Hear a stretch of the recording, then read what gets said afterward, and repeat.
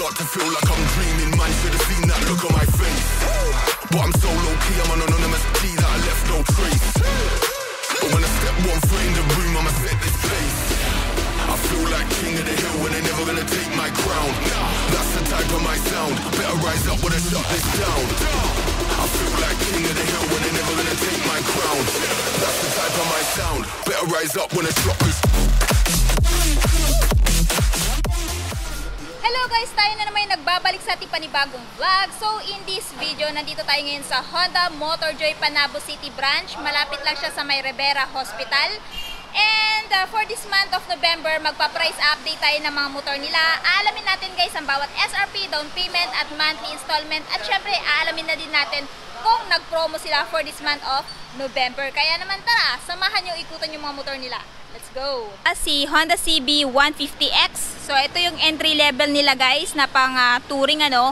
So itong motor na to guys, maganda i-long ride kasi naka-sitting upright position kayo nito at hindi ito masyado nakakangawit sa likod pag ilo-long ride nyo. At the same time, yung kinaganda dito sa motor na to, napakaganda din po ng kanyang suspension. Lalong-lalo na sa harapan kasi naka-inverted tapos naka-monoshock naman sa likod. Meron din siyang bigger fuel tank capacity na kung saan pag maglo-long ride kayo, hindi na kayo mabibitin pag halimbawa magpapagasolina kasi napakalaki ng fuel tank niya. Naka-fully digital instrument panel na din tong isang to at lahat ng information ay nandun na. So yung updated price niya guys is 176,500 kung cash. Down payment is 31,100 at monthly for 3 years na 7,343 at rebates na 200. So kung interested po kayo dito, meron pong available dito si Honda Motorjoy. Dito po yan sa may Panabo City branch. Next, kung naghahanap din po kayo ng motor na relax lang dalhin sa long ride, meron din po silang available dito na Honda ADV 160 matte white. Ayan. So, itong si Honda ADV 160 guys ay isa sa pinakamabentang motor ni Honda dahil nga dami nitong ino-offer na magagandang features, lalong-lalo na safety features like ABS and Honda Selectable Torque Control. At isa pa guys, pwede siya sa dalawang road condition kasi naka semi-black tire siya. Tapos, pagdating sa suspension, maganda din dahil naka twin shock absorber siya sa likod with sub-tank na may brand na Showa. And napakalaki din po ng kanyang underseat which is 30 liters. At meron din po siyang malaking fuel tank capacity and everything. So kung gusto nyo guys na review ko nito, check nyo lang po sa akin channel kasi na-vlog ko na din po itong motor na to. So yung SRP niya guys is 172,100 kung cash. Hulugan naman is 23,800 yung down payment at monthly for 3 years na 7,162 at rebates na 500. Ayan. So sa halagang yan guys, makukuha nyo na po itong si Honda ADV 160. Next, kung naghahanap naman din po kayo ng Honda Click na mataas yung displacement which is 160cc, no? Siya po ay merong SRP ayan, 123,900. Tapos kung gusto niyo ng hulugan, down payment is 10,700 at monthly for 3 years na 5,781 at rebates na 200. So, available color dito guys is ayan, matte red, no? So, kahalintulad sila nung kulay ni ADV 160 at nung pinakabagong Honda PCX 160. Meron silang available dito guys na dalawang RSX, no? So, mas kilala natin to na Wave. So, yung color variant na available guys is metallic blue at itong, ayan, dark gray. So, itong SRP nito guys ay 65,500 kung cash. Same lang po sila ng presyo guys. So, pili lang kayo dito sa dalawa kung alin yung color na gusto nyo. Ang kinaganda kasi dito kay Honda RSX is napakatipid po nito sa gasolina. Kaya naman nire-recommend ko to pang araw-araw, pang pasok sa trabaho or sa school. Napakadali lang din nito imaneho. Kaya naman kahit lady rider ay kayang-kaya tong imaneho. At pwedeng-pwede din to siya guys kung halimbawa marunong kayo ng semi-automatic. Next, dito naman tayo guys kay Honda RS 125. Meron silang isang unit na available dito. Color blue. Ang SRP guys is 78,500 kung cash. Down payment is 4,000 and monthly for 3 years na 3,951 at rebates na 200. So ayan guys, maganda din tong motor na to pang araw-araw. Matipid din po ito sa gasolina. Next, kung naghahanap naman din po kayo ng motor na pangpasada, meron din po silang available dito guys na Honda TMX 125 Alpha color glossy black. Ang kanyang updated price is 60,600 kung cash. Down payment is 3,000 and monthly for 3 years na 3,043 at rebates na 500. So, ito guys, pwede pang pasada kasi may abang na siya dito na kung saan pwede mo mapagmountan ng sidecar mo at pwede mo din to pang araw-araw kasi nga matipid din to sa gasolina. Ayan, 125cc pero kung gusto mo naman na mas mataas yung displacement, meron din po silang available dito na pinakabagong Honda Supremo 150 2023 model color black. So yung price niya po guys ay 81,500 kung cash.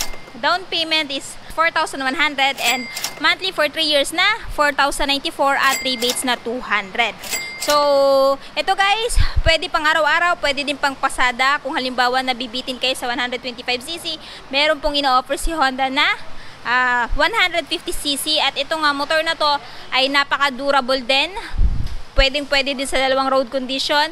At the same time, itong motor na to guys ay supremo sa tibay at supremo sa lakas. Ayan. So comment down below kung gusto nyo po ng full review ko nito. I think hindi ko pa siya nare-review. Yung na-review ko lang po nito guys is yung color red nito. Next, kung naghahanap naman din po kayo ng motor na pang off-road, meron din po silang available dito na Honda XR150L. Ayan, color white. So, ito po guys ay 2023 model at kung gusto niyo po itong bilhin ng cash, ang kanyang updated price guys is 102,500. Down payment is 13,200. Ang monthly niya for 3 years is 4,954 at rebates na 200. Ayan. So, ayan guys, meron din po doong available na color black. Next, sa mga nag-aabang dyan ng Honda Beat, finally, nandito na sa Honda Motor Joy guys. Dumating na nga yung kanilang premium version. Yung premium version nila guys is of course itong matte black at saka yung glossy white nandun sa unahan. Ano ba yung kinaganda dito sa premium version? Kasi guys, kung mapapansin nyo, wala kayong makikitang decals dito. Minimal lang po yung design niya, no? Elegant po yung design niya kasi emblem lang yung makikita mo dito. At the same time, yung mags niya guys is gold. Ayan, no? Marami na pong in-upgrade sa kanya, kagaya na kanyang dashboard. Ayan. Kung gusto nyo po ng complete review ko nito, i-comment nyo lang po sa baba para magawan ko ng review. At the same time, no, sa mga rider, yung isa sa hinahanap natin sa isang motor is meron na siyang built-in charging port. Meron na siyang outlet dito guys. Ayan.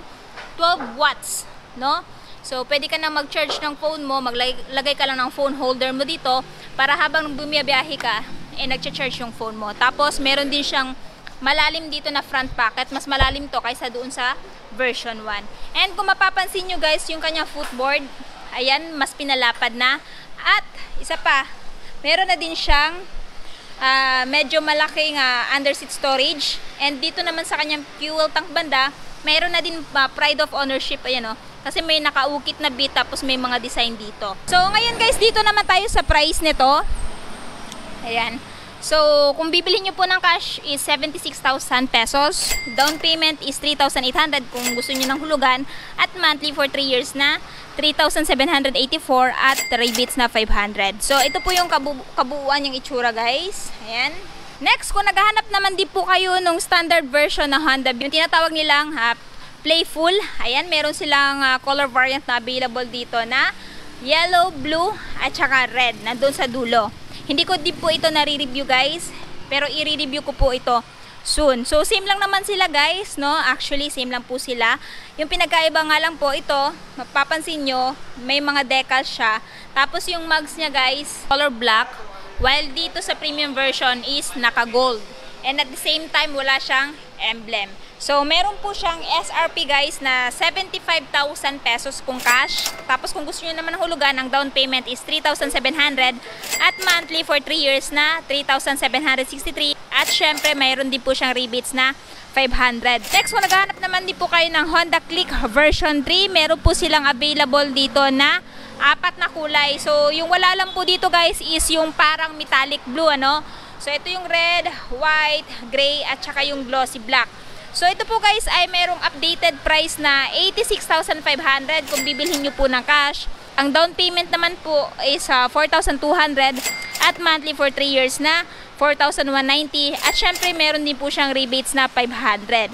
So, pili na lang kayo guys kung alin dyan sa mga kulay na to yung gusto nyo. Anyway, same naman po sila ng presyo. Kung gusto nyo po ng detailed review, check nyo lang po sa aking channel.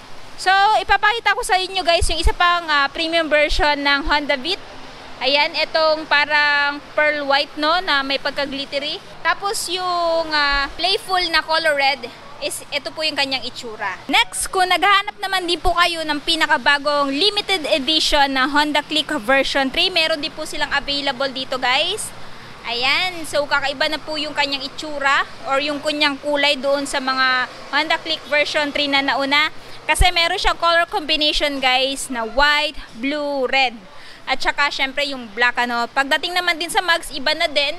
Kasi yung kanya guys is may pagka army green no. Parang may pagka dark army green yung kulay. So yung specs features same lang naman. Yun lang po yung nabago dito sa limited edition na Honda Click version 3. Tapos meron po silang sticker dito na 50th Anniversary Honda Philippines Incorporated.